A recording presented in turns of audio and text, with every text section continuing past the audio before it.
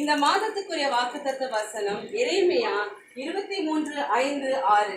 இதோ நாட்கள் வருமென்று கர்த்தர் சொல்லுகிறார். அப்பொழுது தாவீதுக்கு ஒரு நீதியுள்ள கிளையை எழும்ப பண்ணுவேன்.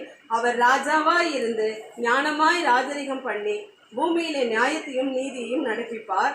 அவர் நாட்களில் யூதா ரட்சிக்கப்படும், இஸ்ரவேல் சுகமாய் வாசம் பண்ணும். அவருக்கு இடும் நாமும் நமது நீதியாய் இருக்கிற கர்த்தர் என்பதே.